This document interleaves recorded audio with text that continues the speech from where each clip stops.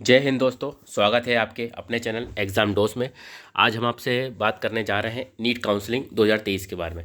बहुत से स्टूडेंट के मैसेज आ रहे थे कि सर ये काउंसलिंग वगैरह स्टार्ट होगी, कब से होगी। तो मैं आपको इस वीडियो में पूरा आपको क्लियर कर दूंगा, तो आप प्लीज़ इस वीडियो में पूरा अच्छे से देखिए, ताकि आपको जो काउंसलिंग के बारे में जो भी डिटेल्स है आपको पूरी क्लियर हो जाएगी, कैसे आपको काउंसलिंग भरना है। क्योंकि ये बहुत ज़रूरी है कि आपको काउंसलिंग किस तरीके से करना है। तो आप इस वीडियो को पूरा अच्छे से देखिए, और लास्ट में मैं आपको AIQ जो आपका रैंक है, रैंक के हिसाब से आपको कॉलेज वगैरह है वो भी आपको मैं बता दूंगा कि कितने रैंक तक आपको गवर्नमेंट मेडिकल कॉलेज जो है वो आपको मिल जाएगा।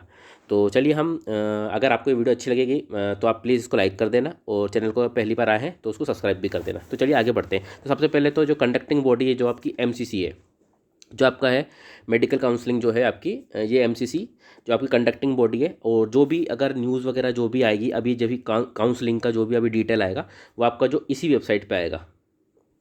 ये आप देख रहे हैं www. आपका ये जो है इसी वेबसाइट पे जो है आपका पूरा आने वाला है। यही है, इसी वेबसाइट पे जो भी चीज़ रहेगी www.mcc.nic.in। तो यहीं पे आपका जो भी काउंसलिंग के प्रोसेस होगी वो यहीं से चालू होगी। बहुत से स्टूडेंट क्या रहे थे, सर ये MCC का की काउंसलिंग और आयुष काउंसलिंग में मतलब क्या डिफरेंस है सर। तो मैं आपको इसमें बता दूं, MCC जो आपको कराएगी वो आपका जो MBBS है, BDS है, BSc नर्सिंग है, BVSc है। वहीं आयुष की जो वेबसाइट्स है, आपको यहाँ से आपको BMS, BHMS, BSSMS, तो ये सारी ये अलग अलग प्रोसेस है। तो आपका जो MBBS की काउंसलिंग होने वाली जो गवर्नमेंट मेडिकल कॉलेज के लिए, तो आपको MCC की वेबसाइट के थ्रू आपको होगी।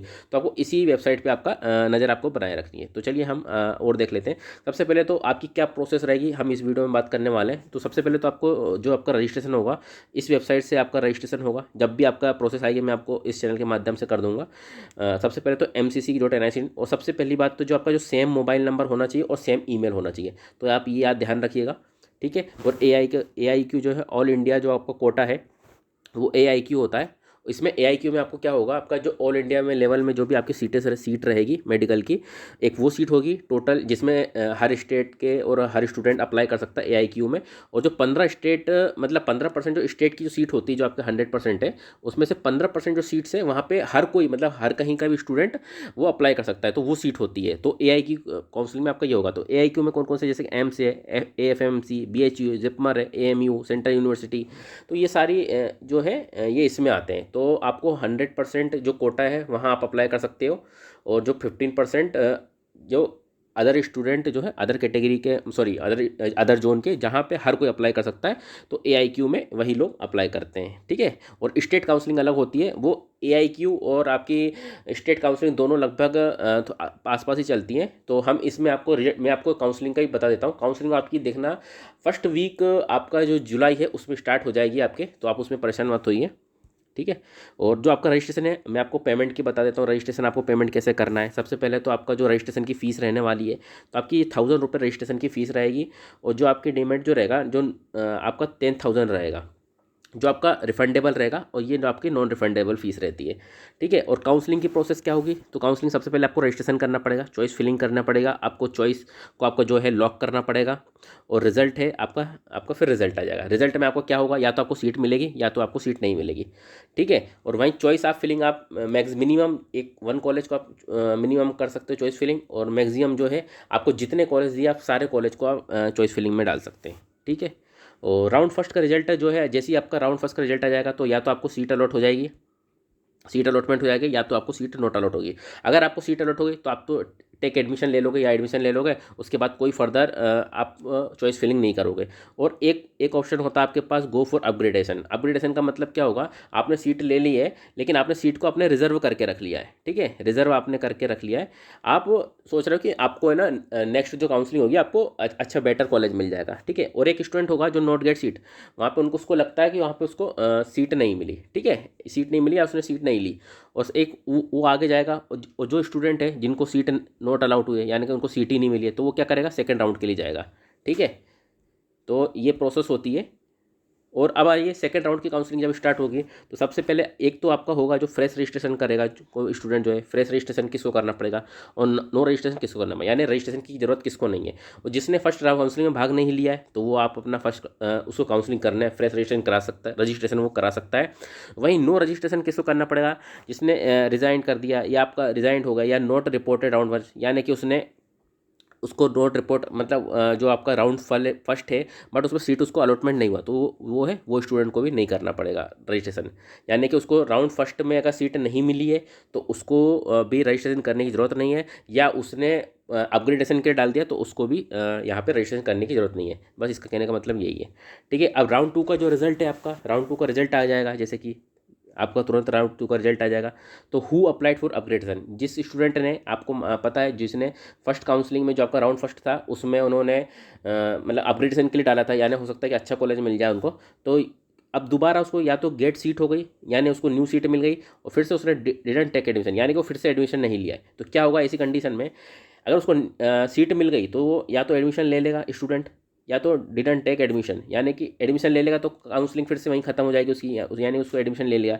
और डिडंट टेक एडमिशन यानी एडमिशन नहीं लेता है वो, तो क्या होगा, फर्स्ट राउंड की सीट तो आपकी जो रिजर्व थी वो आपको मिल गई, और उसके अलावा आपका जो सिक्योरिटी लॉस जो है आपका, वो सिक्योरिटी जो आपने जमा करी थी ना, तो वो आपको जो 10K का जो आपका था जमा, तो वो आपका वो भी लॉस हो जाता है। ठीक है, तो ऐसी कंडीशन में ये होता है।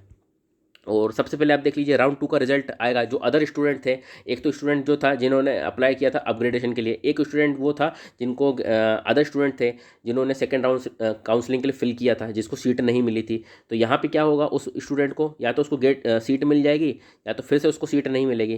तो वो उसको सीट मिलती है तो एडमिशन ले लेगा, और अगर उस एडमिशन फिर भी नहीं लेता है तो उसकी जो सिक्योरिटी है वो उसकी लॉस हो जाएगी। और फिर भी अगर सेकंड राउंड में भी अगर उसको नहीं मिलती है सीट, तो वो क्या करेगा, go for mop up round के लिए। यानी कि अगर मॉप अप राउंड के लिए फिर वो जाएगा, फिर उसके पास कोई चारा नहीं है, फिर मॉप अप राउंड के लिए वो जाता है। ठीक है, फिर क्या होगा, सेकंड आपका जो रिजल्ट आ गया तो मैंने आपको इसमें बता दिया मॉप अप राउंड के लिए जाएगा। ठीक, वहीं फिर मॉप अप राउंड में क्या होगा, फ्रेश रजिस्ट्रेशन किसको कराना पड़ेगा, जिसने फर्स्ट और सेकंड राउंड में काउंसलिंग में उसने रजिस्ट्रेशन नहीं किया है, और gate seat in second round but exceeded, यानी उसे सीट फ्रेश मतलब सीट तो मिली है बट उसने सेकंड राउंड में सीट को छोड़ दिया है। और नोट रजिस्ट्रेशन कहाँ किसको नहीं कराना पड़ेगा, didn't not gate seat in second round, यानी कि उसको सेकंड राउंड में जो है सीट नहीं मिली तो वो उसको रजिस्ट्रेशन कराने की ज़रूरत नहीं है, यानी कि सेकंड राउंड में उसको सीट नहीं मिली इसलिए वो रजिस्ट्रेशन कराने की उसको ज़रूरत नहीं है। ठीक, चलिए अब देख लीजिए मॉप अप राउंड का रिजल्ट आएगा। मॉप अप राउंड में क्या होगा, उसको सीट मिल जाएगी, या तो सीट मिलेगी फिर से होगा, या तो सीट नहीं मिलेगी।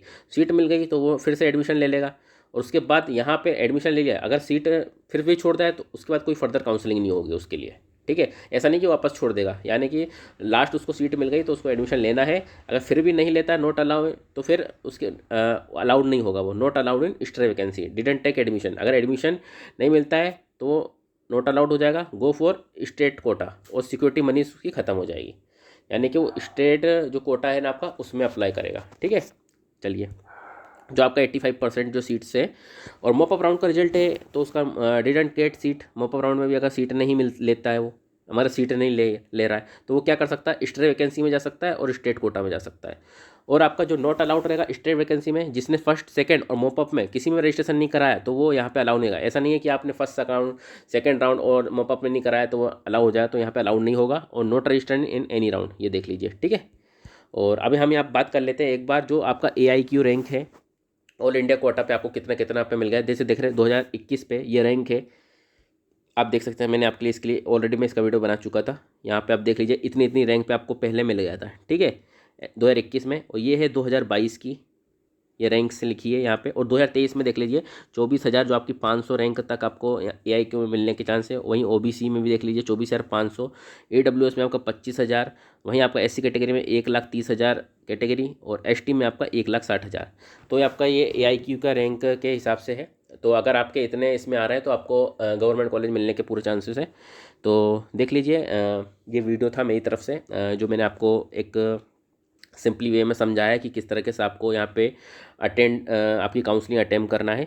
और प्लीज़ ये काउंसलिंग आप अच्छे से अटेम्प्ट कीजिए, क्योंकि कई बार स्टूडेंट है यहाँ पे चॉइस फिलिंग में बहुत दिक्कत करता है ना। तो इस वीडियो को आप अच्छे से देखिए, और ज़्यादा से ज़्यादा इस वीडियो को शेयर भी कीजिए, और प्लीज़ चैनल को सब्सक्राइब करके जाइए, और ज़्यादा से ज़्यादा लाइक करो, है ना। और कमेंट भी करो, आपको क्या कमेंट है, आपकी रैंक कमेंट करो, और आपको किस पे वीडियो बना के चाहिए, तो आप ये भी बताइए कि हमको इस चीज़ पे वीडियो चाहिए। और काउंसलिंग के लिए आप परेशान मत होइए, आप अलग अलग वीडियोस देखते रहते हैं, वहाँ पे भी कमेंट करते रहते हैं कि सर आप ये बताइए कि काउंसलिंग कब से स्टार्ट होने वाली है। तो आप ये समझ जाइए काउंसलिंग आपकी फर्स्ट वीक, जैसे कि अदर जब भी आपका कोई भी ऑफिशियल नोटिस आएगा तो मैं आपको ऑलरेडी इस चैनल के माध्यम से बता दूंगा।